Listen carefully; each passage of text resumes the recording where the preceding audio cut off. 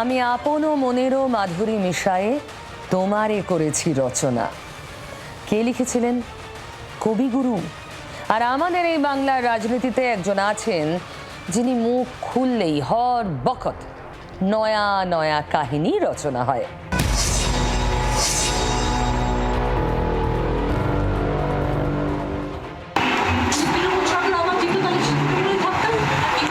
তৃণমূল হেরে গেছে বলে আপনি চেঞ্জ করলেন।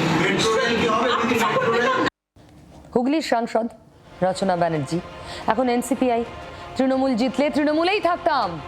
ওরে বাবা, হেরে গেছি তাই এনসিপিআই। কি কথা বলছেন রচনা ব্যানার্জি! কি স্বীকারোক্তি! এমন সত্যবাদিনী যুধিষ্ঠির আগে দেখিনি রাজনীতিতে।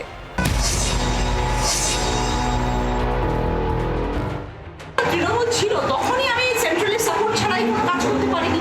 দিদিও বলছেন যে সেন্ট্রাল না আসলে আমি টাকা দিতে পারবো না, আমাদের স্টেটের টাকা স্টেট থেকে আমি সাহায্য করতে পারছি না, তখনই দিদি বলেছেন। আমরা সাংসদ কোটা ছিল তো, সাংসদ কোটা কত করতে পারি?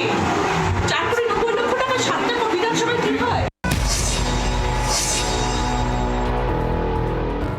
আমি এসেছি, আমার কাছে এখনো 3 বছর সময়টুকু আছে, আপনাদের বুঝতে হবে। আমার এরকম নয় যে আমার দল হেরে গেছে বলে আমার এমপির ক্যারিয়ার শেষ। আমার এমপির ক্যারিয়ার আরো 3 বছর আছে এবং 3 বছর আমার এমপির ক্যারিয়ার চালিয়ে যেতে গেলে আমার পাশের সাপোর্ট দরকার। আমি দিদিকে ভালোবেসে ঘরে বসে থাকতে হতো আজকে আমাকে। আমি ওই মাস গেলে এমপির মাইনেটা পেতাম, দিয়ে ঘরে বসে থাকতাম। সেটা করতে তো আমি আসিনি। শুনলেন, এনসিপিআইতে যোগ দেওয়ার দুরন্ত সব কারণ বের করেছেন অভিনেত্রী সাংসদ। বলছি না, মুখ খুললেই রচনা।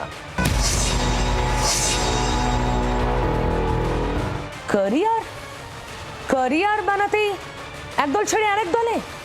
আর যে মানুষগুলো আপনাকে ভোট দিল, যে দল ভোটে হেরে যায় সেই দলের জনপ্রতিনিধিদের ক্যারিয়ার শেষ হয়ে যায়। এটা রচনা কোন রাষ্ট্রবিজ্ঞানের বইতে শিখলেন? দেখুন, হেরে গেলেই যদি অন্য শিবিরে যোগ দিতে হয় তাহলে তো বিরোধী বিষয়টাই থাকে না, তাই না? যাই হোক, স্বাধীন দেশ, বাক স্বাধীনতা আছে। সাংসদ নিশ্চয়ই যুক্তি খুঁজে পেয়েছেন বলেই বলেছেন। উনি ওই ধোঁয়াতেও তো যুক্তি পেয়েছিলেন না, যদিও বাকি জনতার কাছে যুক্তিটা খুব ধোঁয়াটে ছিল, তবু ওনার কাছে তো ছিল যুক্তিটা। যতই হোক, রচনা তো আর সাধারণ মানুষ নন। আমি তো সাধারণ পেয়েছিলাম। আজকে আমাকে হুগলিতে ডক্টর চ্যাটার্জির পাশে দাঁড় করানো হলো কেন? আজকে মাননীয় এক্স মুখ্যমন্ত্রী মমতা বন্দ্যোপাধ্যায় খেলতে গেলেন কেন? এত বছর তুমি জাননি। সত্যিই তো রচনা সাধারণ নন তো। তিনি বিরাট দামি আবাসনে থাকেন। উনি বলেছিলেন না এক সময়, ওখানে থাকতে যোগ্যতা লাগে।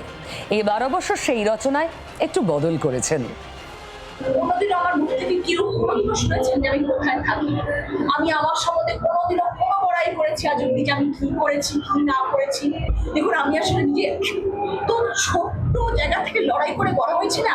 আমার কাছে আমার ফ্ল্যাটটা কেনাটা না বিশাল বড় একটা ব্যাপার ছিল। আমি কিনবো, আমি আমার বাবা মাকে ওখানে রাখবো, এটা আমার কাছে স্বপ্ন ছিল।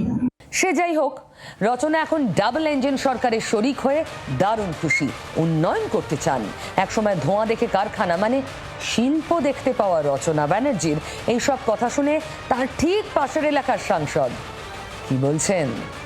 এরা সব সুযোগ সন্ধানী ভদ্রমহিলা, এরা রাজনীতিতে পচা, এরা মানুষের কাছে ঘৃণার প্রাপ্ত হয়ে গেছে। এই 20 জনকে আর 60 জনকে মানুষ কিভাবে ঘৃণা করছে জানেন? সুযোগ সন্ধানী বলছেন কল্যাণ।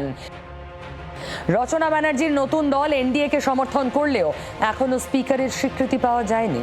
ফলে লোকসভার অন্দরে খাতায় কলমে তারা এখনো তৃণমূল।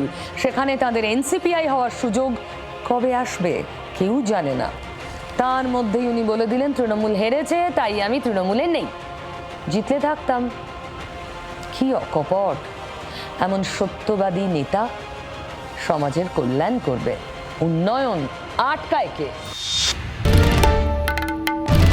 বাংলার আওয়াজ, বাঙালির আবেগ, জি 24 ঘন্টা।